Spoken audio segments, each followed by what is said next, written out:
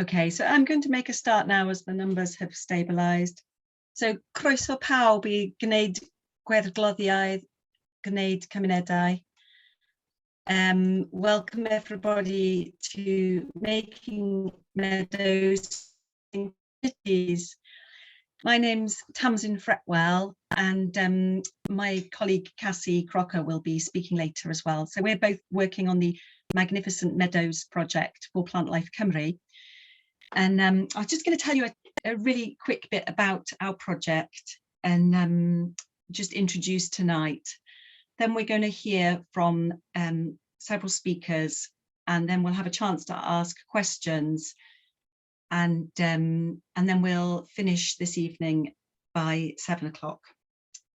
So just to tell you a little bit about our project. Hopefully I can get my slides to move. Oh.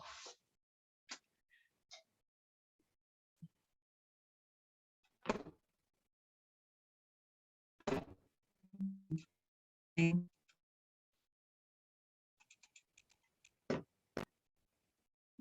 Yay, brilliant. Yeah, so our project is it's called Magnificent Meadows Wales, Gwergloddiau Gwych Cymru. It's a 3-year partnership project with lots and lots of different partners, as showed by all the logos. We're funded by the Welsh Government and supported by National Trust and Plant Life funding as well. We have a Wales-wide scope, and we're in our final year of the project now. So over the last 2.5 years, we've been working with community meadows across Wales. So what is a community meadow? We've created this definition of what is a community meadow. There's nothing in the dictionary to tell us, but this is what we've decided a community meadow is. So it's an area of predominantly grassland that is community owned, public owned or privately owned, and is accessible to a large proportion of the community. It's usually maintained and managed by a community group. Not always, but usually. So that's our kind of loose definition of what is a community meadow. And that's a picture of a meadow in Llandonna on Anglesey, and one of our speakers is talk about that site. So where are we going on our tour of community meadows tonight? So we're going right across Wales. We're starting in Llanberis with Emma Edwards-Jones. And then we're going to go to Simon Hunt in Llandonna and Anglesey, and then Angharad in Rhywlas. And then we're going to South and West Wales, and Cassie will introduce the 3 speakers from South Wales. And as I said, at the end, we're going to have a chance to ask questions of our 6 speakers. Or you can ask myself and Cassie, because we've been involved with lots of community meadows across Wales as well. So without further ado, I will pass on to our first speaker, to Emma Edwards-Jones. I will stop sharing my slides and right. Hooray, there we go. Right, I'm trying to share my screen.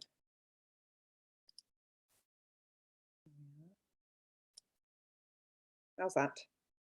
Yay, brilliant. Oh, except one fatal flaw. I've just started at the end. I'll start at the beginning because that's a far better idea. Sorry about that. Yeah, thank you so much for the opportunity to talk a little bit tonight about Caerddol. I'm treasurer for a group called the Friends of Caerddol. It's a meadow located on the edge of Llynpadarn here in North Wales, just at the foot of Snowdon. A very, very beautiful location.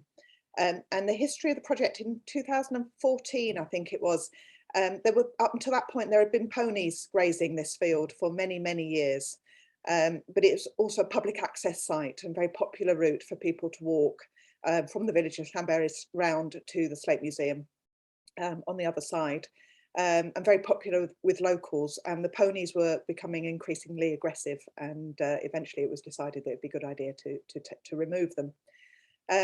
A year or two later, once the field had started to recover from being grazed, it became apparent that actually it was quite a diverse and rich meadow and had great potential as a conservation area.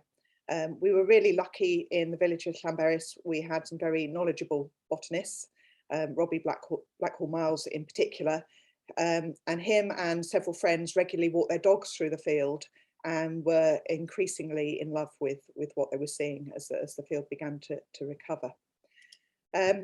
So this is the field here, obviously taken during the summer, looking very beautiful.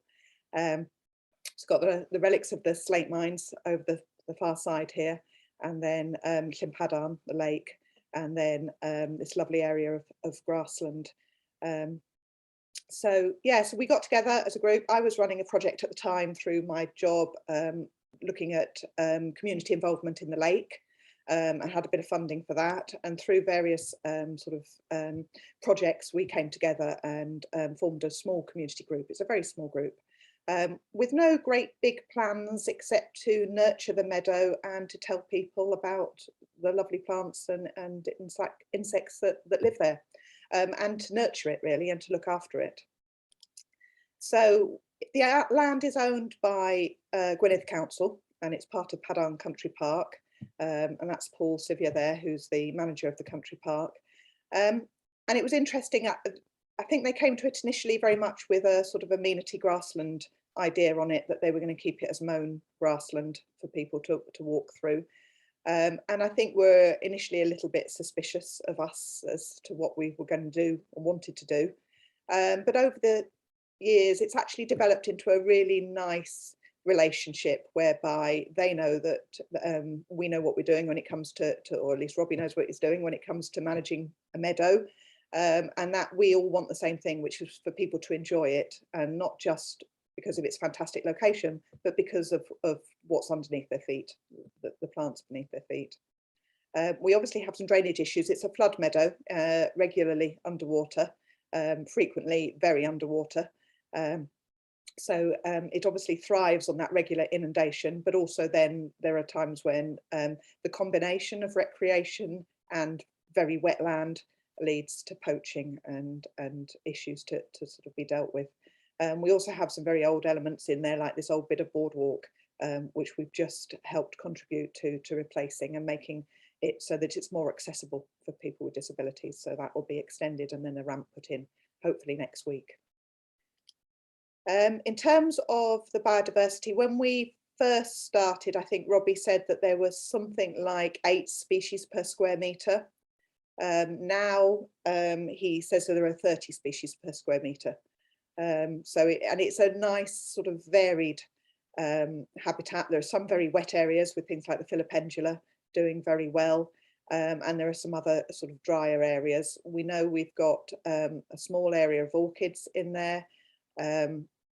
We've got things like yellow rattle beginning to come in. We've also this autumn discovered quite a large population of wax caps, which is very exciting. So the fungi are beginning to thrive as well. And also then we've got the invertebrates that are beginning to frequent it as well. So it's a beautiful, in late August, it's a beautiful sea of Devil's Bit scabious. It really is lovely. That's woundwort, I think, marsh woundwort, which we have an area of. The bees on that are just amazing. They love it. And there's our yellow rattle. And the grasses are absolutely beautiful. The Discampsia in September at the end of the year is absolutely beautiful. So what we did then initially, we established a mowing regime. So we cut it twice a year, initially once a year, but very late in the season. But now we do a bit of a spring cut as well. First year we did it as a bit of a community event and had a community haymaking and meadow raking day. I think we did it once and then decided it was actually quite a significant bit of work and a large area to do, and we do now get an agricultural contractor in to cut it and bale it, not least because we need the cuttings removed properly, and also because to do it by hand like this, it's also got quite a lot of dog mess in it, so it's not particularly pleasant which is, you know, one of the things about, we're very clear that we're not just managing this as an area for biodiversity, but it's an area for people to enjoy and to enjoy the biodiversity. So we've got to manage the requirements of both for this site especially. We had a community picnic as part of our haymaking day. One of the things we did early on was we did quite a lot of work. We had some funding from Grow Wild, a lot of work with a village arts group, children's arts group. And we decided, I don't know where the idea came from. The community had taken over some phone boxes in the village, and we decided to grow a meadow in a phone box, which seems like a silly idea. But what we did in the run up to that was do a lot of sessions with the children in the meadow, but also meadows sessions on botanical drawing, which was really lovely, getting them to look very closely at the plants and draw them, and a bit on photography in the meadow as well. Just with this idea behind everything that we don't necessarily want to impart lots of knowledge, we want to impart an appreciation of what's there and get people to stop and look. And that's always been our mission, really, is to get people to stop and look. Some kids doing their drawing, lovely. Some of the children really who had never been that interested in drawing, but really fixed on botanical drawing, which was lovely. Yeah, we had a day with them all involved doing the phone box. I'm going to play you a short film now. Don't know if you can hear the sound.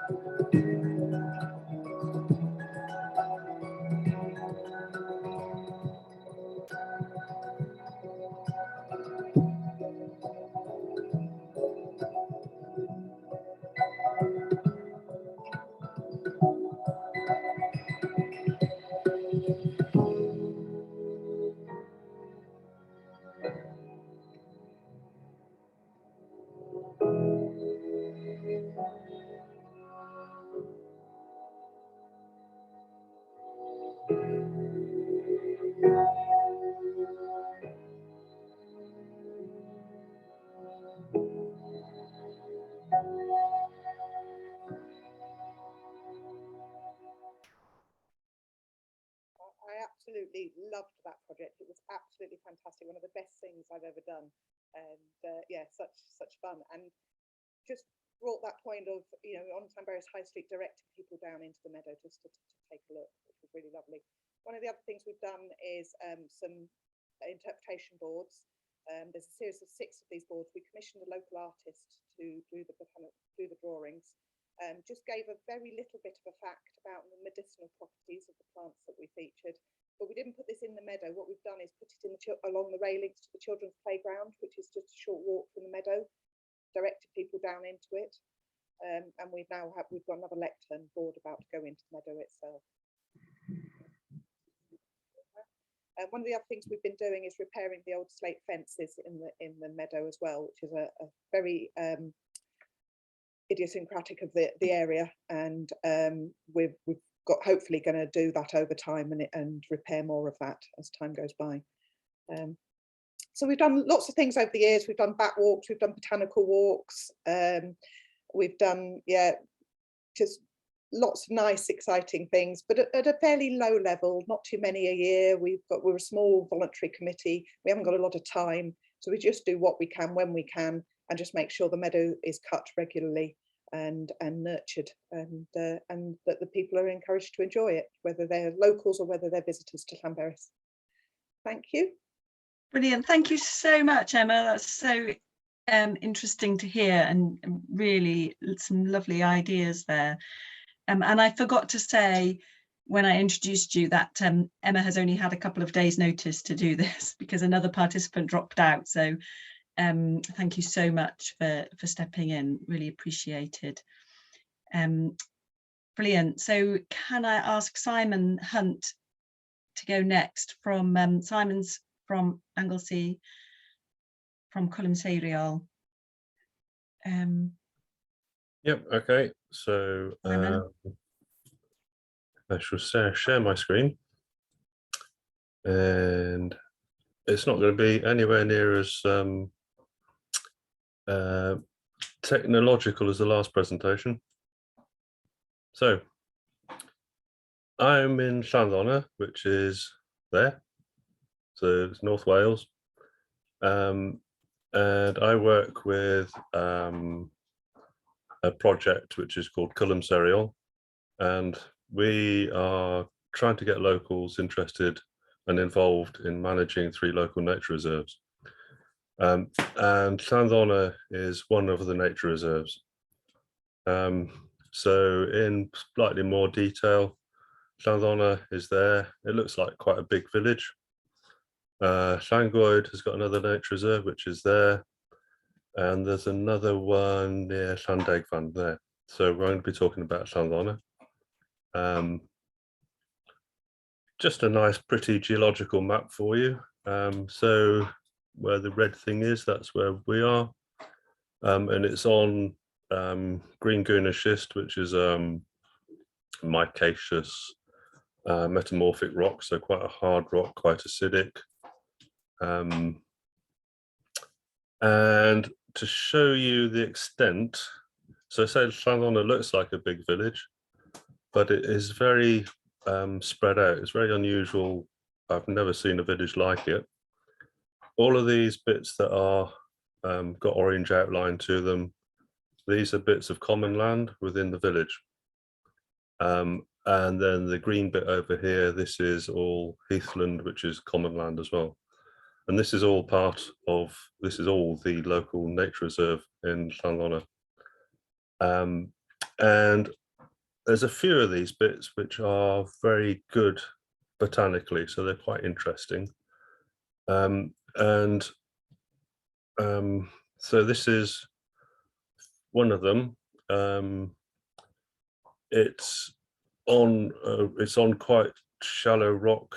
We've been cutting this for 4 years now, and it's gone from quite a rank grassland down to much more fine meadow grass.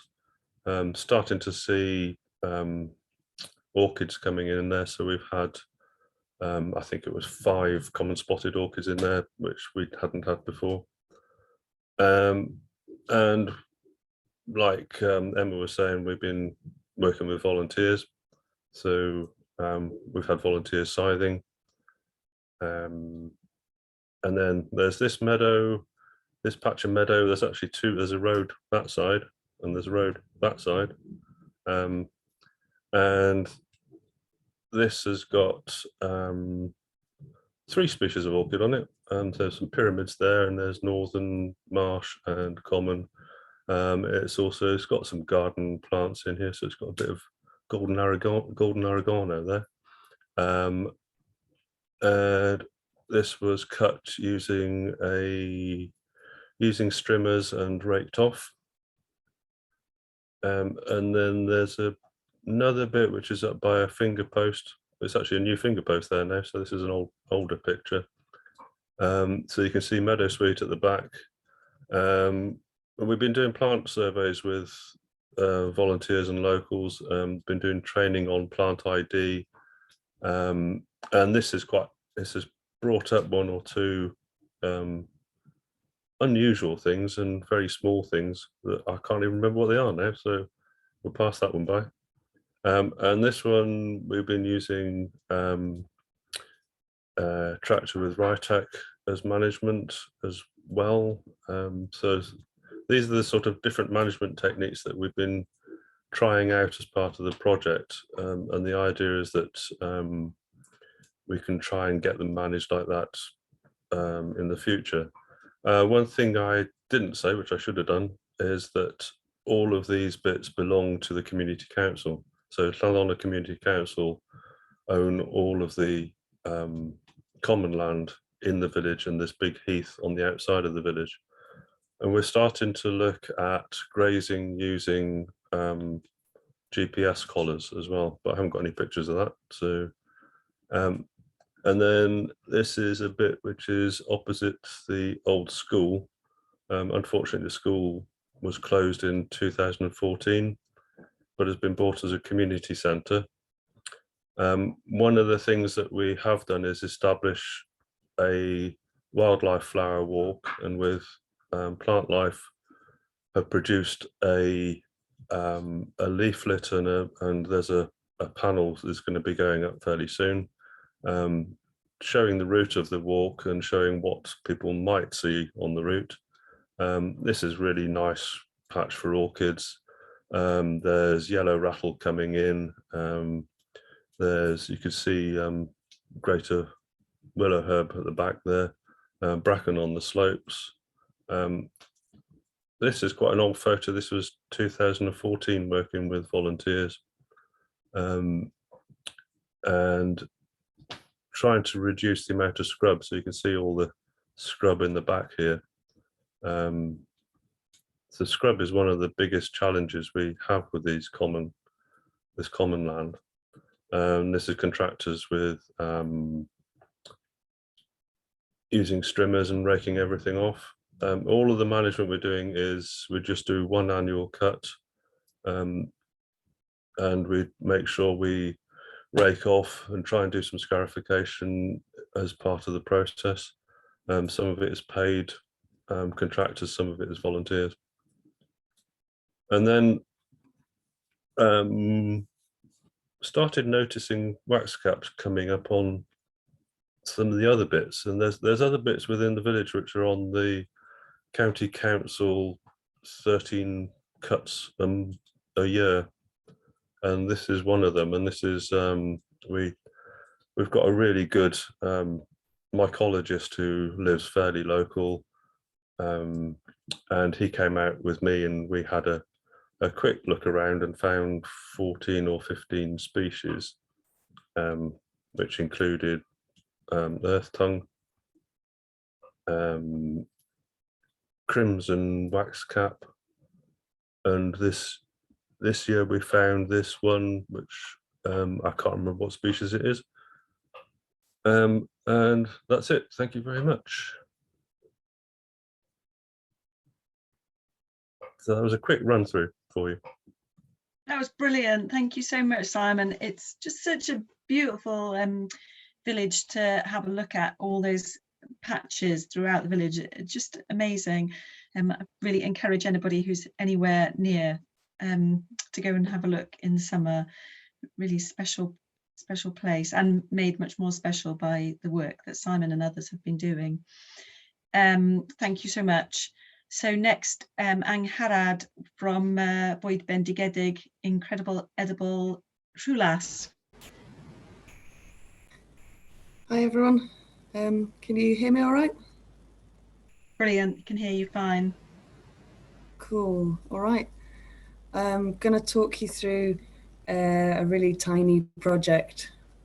It's probably going to be the smallest one on tonight, and we're really new as well. We've only been going for a year. I'll just share my screen so I can show you some pictures.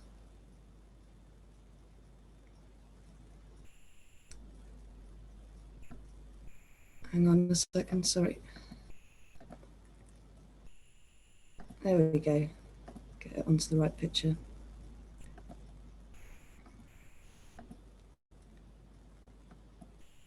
Cool. So we're at Incredible Edible Rhywlas, and we started up a year or so ago just as a group of parents at my daughter's school who wanted to do gardening sessions with the kids in the school, and also try and bring a bit of that to the village if we could. We just thought we'd start slowly and do little bits. Our first thing to do is we visited another site. This is Incredible Edible Porthmadog, and we were really inspired by the lovely things they're going and all the novelty planters. They even had one made out of an old toilet, which was memorable. But we were also impressed with what they had going on in between the colourful planters, which was just things like this. I'll zoom in so you can see it. This is a patch that's just been left to grow, and it just says, "Pardon the weeds, we're feeding the bees." Maddeuwch y chwyn, rydyn ni'n bwydo'r gwenyn. And I just loved that. And that's one of the things I took back with us. I thought, well, we'll start little wild patches and just bit by bit and see what people think. And then here's us doing some gardening sessions at school, starting to grow some herbs and leaving wildflower patches to grow at school. And then here's a picture of the green where we decided it would be nice to work. And then something happened that sort of speeded up the whole process, which is that we got a free Keep Wells Tidy pack. It was a food growing development pack, and it was amazing. It was a lot of stuff. And here's us putting up some planters on the green. And we had absolutely tons of stuff, soil and stuff delivered. And when all this happened, it really fast forwarded the process of us approaching the Housing Association for permission to garden on the green. And they were incredibly positive and got back to us straight away and really facilitated fast tracking the process. And the same with the council, who gave us permission to plant in the park where the kids play. So we did a bit of a survey. On the green, the people who lived around here were mostly saying they wanted planters and pretty flowers. And there were some people who also said they'd like a bit of wildflowers. So we thought, compromise, we'll have a bit of both in the village. And we had Tamsin over. We were lucky enough to have a survey done of all the sites we'd got permission for. And it turned out that the green, which I thought was the most boring, was actually the most interesting. I can't remember how many different things we spotted in amongst the grasses and the mosses, but we decided to set up a little wildflower patch here that would be just purely what was regenerating from the ground. And we really knew nothing about the process. We were just learning as we went along and doing it. We also had some wildflower turf in the Keep Wells Tidy pack, and thanks to our visit from Tamsin, we ensured that that went in the most boring place where there was only grass and docks. So there's a strip that we stuck down at school and another strip at the park. And it was quite hard work, to be honest, all the lugging and digging compared to the work with just setting up a natural meadow. So I'll show you a few pictures of where we're setting up the meadows. We've got the kids involved in staking out where it should go with our little bamboo sticks and little chalk signs. And I estimated to Tamsin it was about as big as 3 sofas, but it's probably a bit bigger. Still a very mini meadow. The herbs and flowers we were growing in the planter were all edible. And we were also growing flowers, sometimes accidentally, down at school. Here's a load of salad that's bolted. But the children were learning so much through this about the pollination cycle. And they've also got 2 beehives at school, which all ties in with what they were learning through the meadows and the flowers. And we decided to have a little flower celebration on the meadow as the grasses were growing. And at this point, there wasn't any difference between our wildflower patches and all the area around because the Housing Association hadn't mowed for a while. But it was really lovely. The kids were playing in the flowers and we were doing flower-based crafts and making bunting and drinking flower teas with all our edible flowers and herbs. And it was really quite nice to celebrate it. And towards the end of the season, this is a picture of the wildflower turf now. There was quite a few things coming up there. But yeah, what was more interesting was the green. It was like, what is here naturally? There were some things I had no idea about before, like yarrow, and learning that they had medicinal properties as well. Really interesting to me. And Tamsin took some much better pictures than me of the nice purpley things that were coming out as well. Knapweed, I think it was. Correct me if I'm wrong, Tamsin. But yeah, towards the end of the season, we'd seen this range of colours coming out, and that was year 1 of our little meadow. So at the end of the season, we've cut the grass, and scarified it, and Tamsin's provided us with some more local seeds to enrich it a bit, and we'll keep on going and see how it develops year by year. And meanwhile, another exciting thing is that we've been talking to people in other villages around us. There's been a community group set up in Bryn Reval, which is in the same parish. So we decided to set up a parish project to set up little community gardens and mini meadows across the parish. Here's a picture of a little spot in Bryn Reval where people are keen to have some wildflowers, another little mini meadow going. And it's only through going through this process that I would think to look down and look what's there. And when I did, I was amazed, and I thought this would be lovely when it grows. The Housing Association, again, have been really positive about us doing that, and they've given us permission for 9 more sites across the parish. So we're very excited, and yeah, that's all I've got to show you tonight. Thanks so much, Angharad. I can hopefully come back and show you more lovely things in future. Yeah, that would be brilliant. So beautiful to see what's come up on the green there. Does look absolutely stunning, and it's amazing how much came up just in 1 year. Just brilliant. Thanks so much. Right, I shall move swiftly on to Cassie. Will introduce the South Walian and West Walian projects. Diolch yn fawr iawn, Tamsin, and so nice to hear about all your projects up north. It's wonderful, such exciting stuff going on. I'm going to give you a quick overview of the 3 projects we'll be looking at tonight, and then I'll hand over to our guests. So I'll just share my screen. Tamsin, can you see? Yeah, I can see. Fabulous. Okay, so the first site we'll be looking at is SCOLT Manor, which is in Havertordwest. In fact, sorry, I should stop there and just say a bit more about myself, actually, sorry. So I'm Cass, as Tamsin said, and I'm the engagement officer for South and West Wales.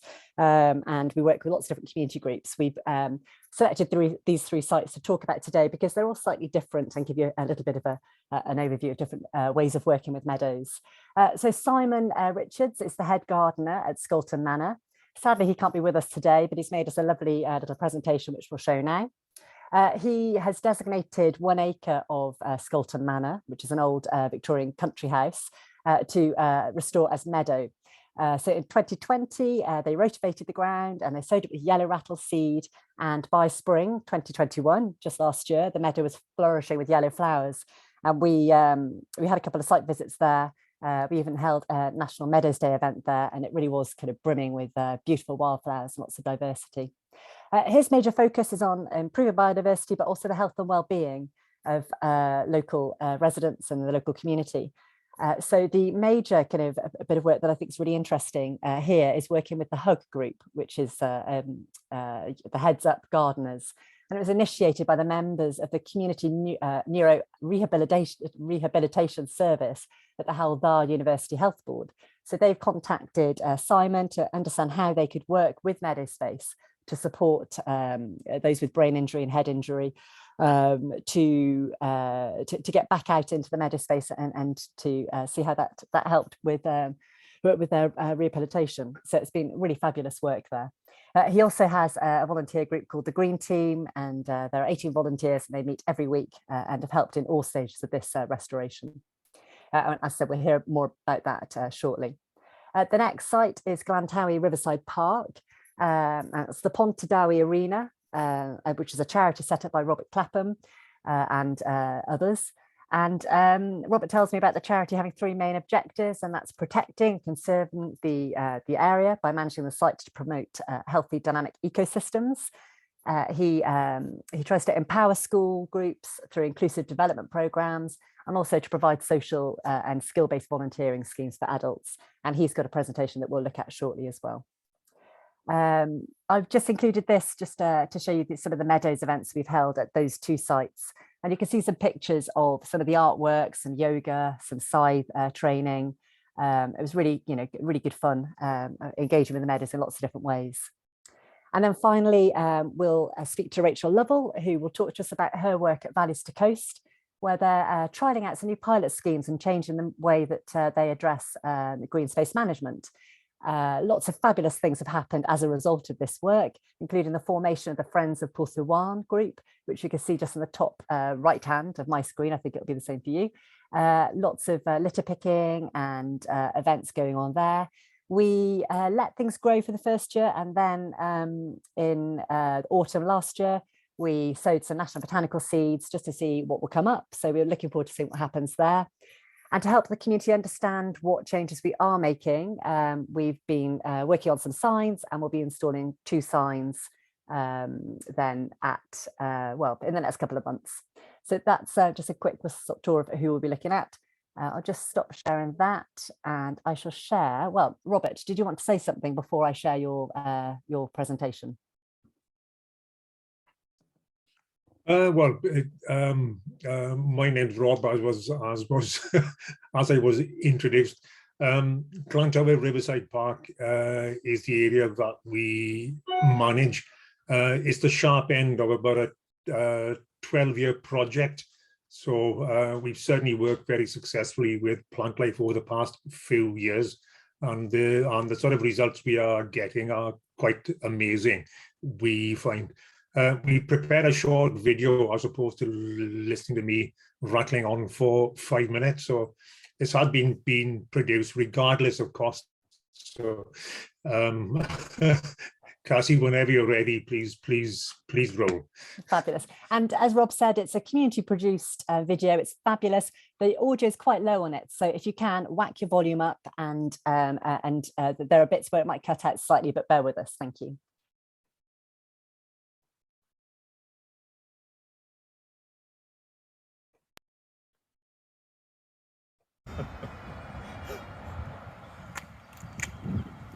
Hello, this is Robert Clapham at Clantower Riverside Park in Pontardawe. The park, for those of you that have never been here, sits in about 25 acres, about half one side of the river and half the other. The half that you sat in is an area that we've refurbished from a derelict site over about 10 years. Within the park, we've got a number of programs running. We run intervention programs for disengaged children from local secondary schools, where we give them outdoor qualifications. We also run early intervention programs for all the local primary schools, also and active volunteer programs, among which is a gardening and permaculture project that we set up around about June 2021. Within the park, we're very conscious of where we are. We sit on an alluvial plain, and a lot of the plants and wildlife that we have here are very typical of that sort of environment. So we've spent some considerable time, certainly the past 5 or 6 years, developing the natural flora and fauna of the site. Whereas we've got meadow projects, I suppose, extending right throughout the length of the park. Our main project is in an area that we call our paddock area, which is around about a hectare. We developed this as a dedicated meadow project, certainly over the past 4 or 5 years, in conjunction with Plant Life Wales. We've probably spent about the last 5 or 6 years on this particular project in this way. We started off down the bottom end of the paddock with a fairly small area that we allowed to grow over a season, and then cut back and judge the effect. We found such a diversity of plant life within that time that we extended the project, and gradually over the last 4 or 5 years, we gradually got the project up to within, I suppose, 20 or 30 meters of the gate here. What we found is, quite interestingly, at the bottom end of the park, the older end as far as the project is concerned, has got a much greater diversity of plant life than the top end. So I guess there's a little bit of a lesson there. The longer you leave it, the the better the ground recovers. We had a survey done sort of middle of last year, and there's about 120 different plants within the area, again, that are very typical of the alluvial plain that we sit on. So this is a project that we're very keen on. We think it's a valuable asset to the local community. The number of insects that we've actually observed on site, particularly bumblebees. We've got quite a reasonable population of white-tailed bumblebees that we noticed last year.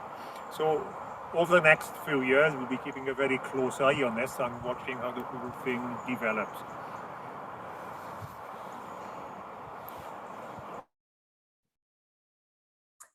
Thank you, Robert. I think maybe Robert had to dash off, so that was a little whistle-stop tour of his site, which is just fabulous. I'm just going to share the next presentation, which is from Simon at SCOLT Manor. So bear with me 2 seconds.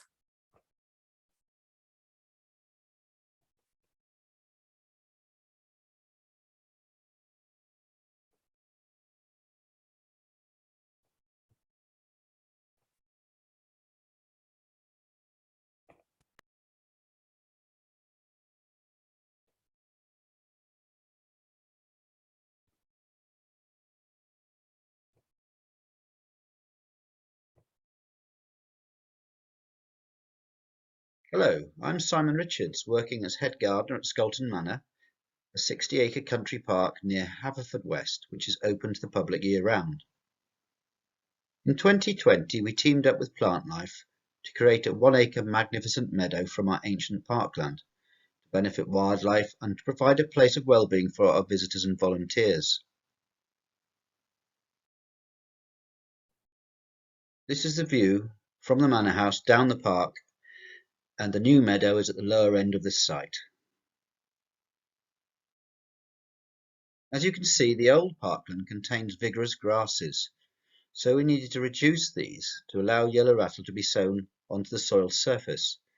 So we took drastic action in the autumn of 2020 to open up the soil. It is a low-lying, wet site, so it was a struggle to rotivate strips into the grass sward. Not a pretty sight, but the preparation was worth it. Due to the cultivated strips, we were now able to sow yellow rattle into the bare earth. Our Heads Up Gardeners group are all individuals who have suffered brain trauma.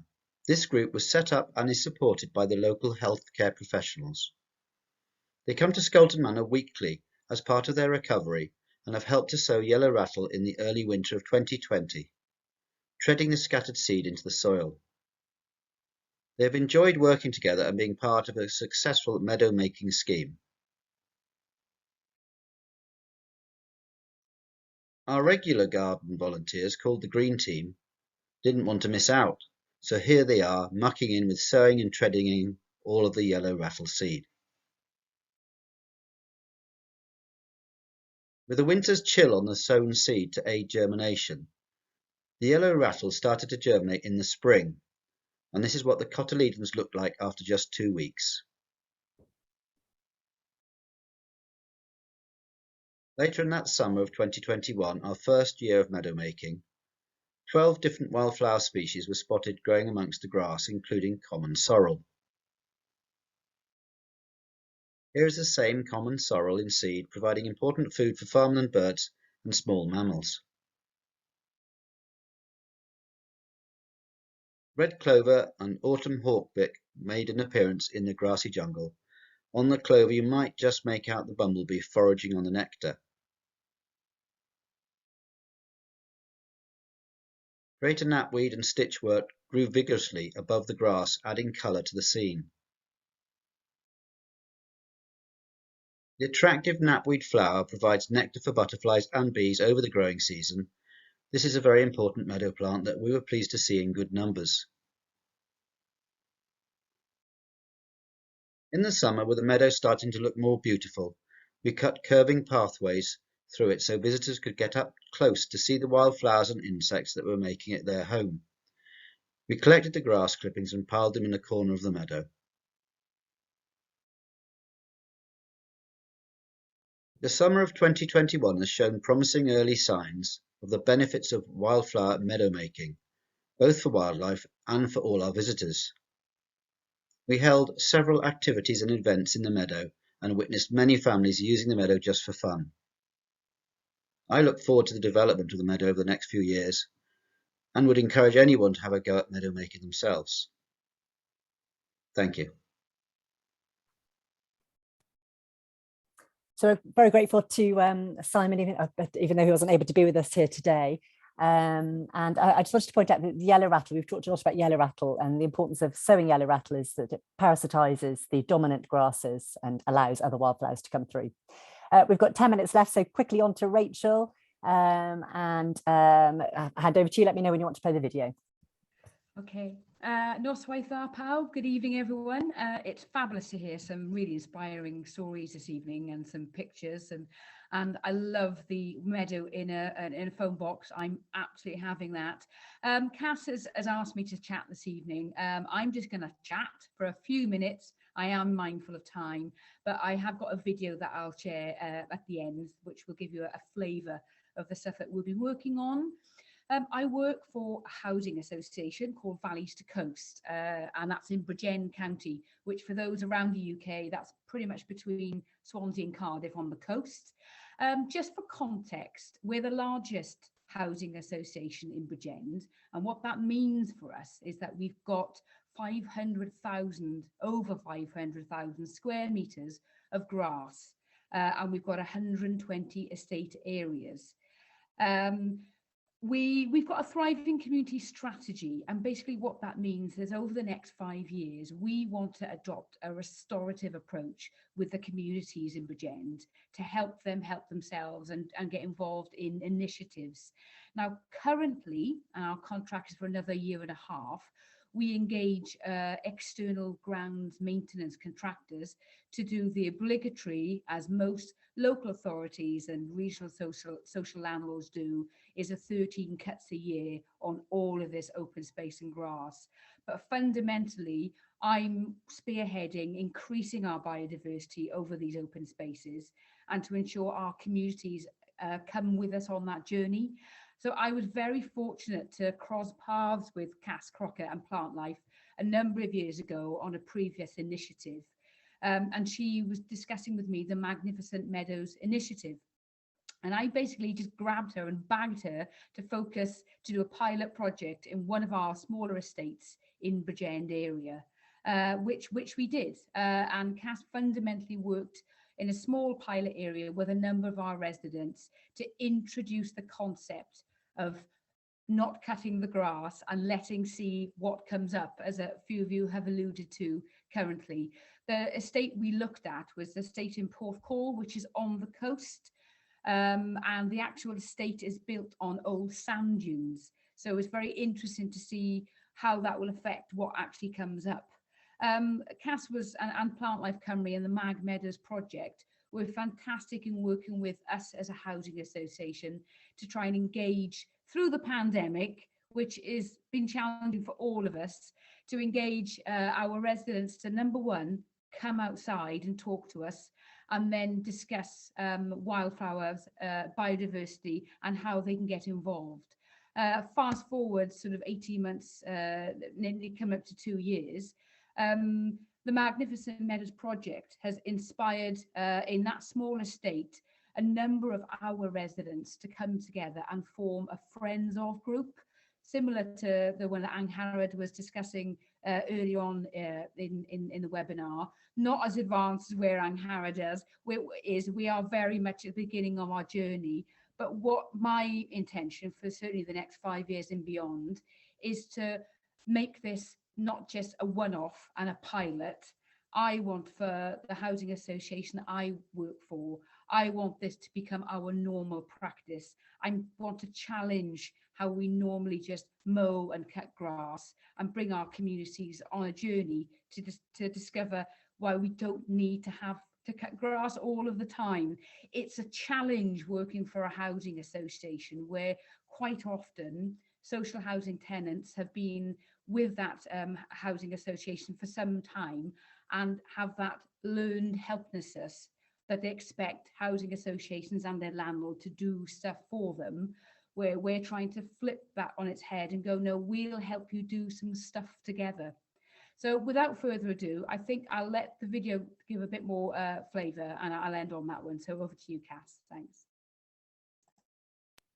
Wonderful. Thank you so much, Rachel. And I should just share this fabulous video.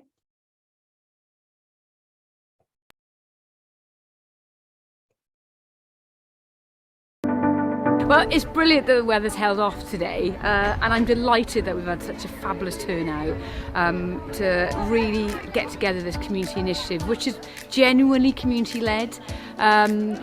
The schools here, year fives, they're all in their wellies and they're all digging for worms and everything else they can find. I'm absolutely thrilled to be down here today. We've got post-core primary students here and you can see them digging in the background. I've got my digging fork as well. I'm covered in soil, but it's part of an amazing project that we've got. Let's get digging! We have the pleasure of the local primary school here. We're doing a seeding event to try and promote native wildflowers to flourish in the area and promote biodiversity. Thoroughly enjoyed themselves this afternoon. They haven't stopped. They'd love to come here, I think, every Friday. They have teamwork and so many people in the community. It's been lovely. The confidence speaking to everyone, and they see them all hands-on and working together. I'd be planting some like wildflowers and trees by the Scout tour by you. We're working with Kelly here, part of the Friends of Pwthuan, and Kelly and other residents are super motivated to make big changes and to get everybody excited and passionate about these spaces that are theirs to improve. As the member for Bridgend and Port Hall, I am so enthusiastic about making the most of these green spaces. I'm really pleased that Valleys to Coast is also prioritising this, and I just want to see this now spreading across our whole constituency. I think many of us do. It's a genuine community effort, and I'm really excited to see what wildflowers come up now after this event next year. The seeds are from the National Botanic Gardens of Wales, so everyone's getting really excited to see what's actually going to come up. So yeah, watch this space. We love wildlife!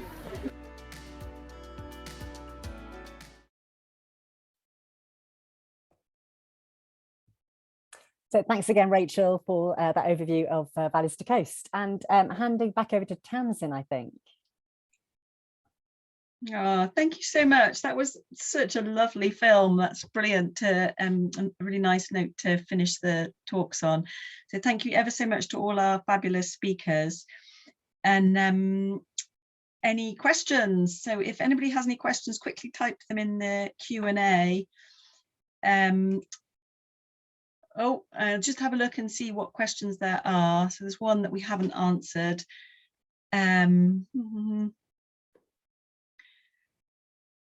About dogs.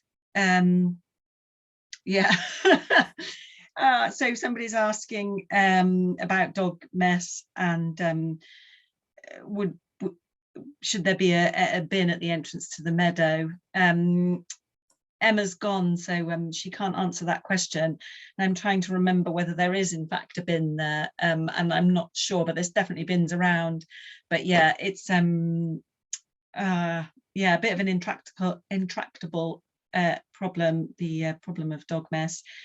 Having said that, I used to be a countryside warden, and I once had the joyous task, well, I chose to do this, of going round a meadow that I was restoring, and there was a popular dog walking route, and I sprayed fluorescent paint around each dog poo, and then I put a sign at the end saying how many dog poos I'd found that day. And it wasn't the most fun task that I ever did, but it was amazing when I went back and redid that. About 3 weeks later, the number of dog poos had gone dropped by about 3/4. So it really made people think about it.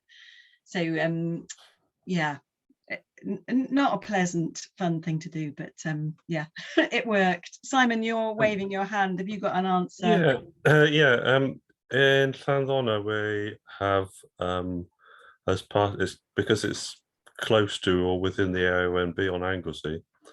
The AONB partnership provide dog poo bags, which are compostable, and all of the waste bins on the island, you can put dog poo in anyway.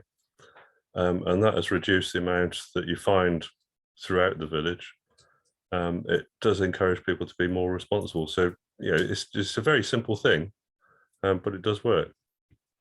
That sounds brilliant. Yeah, that sounds like a good answer to what is a really common project.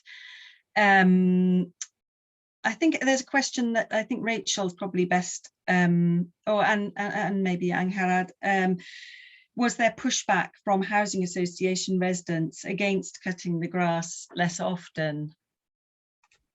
Yeah, I can jump in. Yeah, very much. I think a lot of our residents that I found, they quite often pay service charges if they reside in a block, and with that there's that expectation of having bowling green perfection green spaces outside where they live. So it is, we found, and we continue to find that quite challenging to sort of start changing that perception. So we're starting small and doing small sort of areas of meadow as opposed to all of it. So it's going to be a long conversation. It isn't going to be an overnight solution. Brilliant, thanks Rachel. And Harad. I would just add that in our survey that we did before starting, we had some comments that they didn't want messy, scrubby looking areas in relation to wildflowers. But we compromised, like I said, and had the neat planters and the wildflowers. But we also deliberately edged our wildflower area with little bamboo stakes, and we'd put bunting up around it for the first little while as well, while people were getting used to it. And we've just had positive feedback about it since. So, yeah. I think that is brilliant. I think it is how you frame it, like physically how you frame it, as well as how you frame it, as in how you sell it to people as well. So yeah. Yeah, the little signs and things just explaining why it's there stuff helped as well. Yeah, and involving people in doing it ideally as well. Yeah, we got a few people out of their houses joining us. That's brilliant. And maybe one time just for one more question. Which one shall I pick? If you use sheep to cut grass, will it make the field too fertile?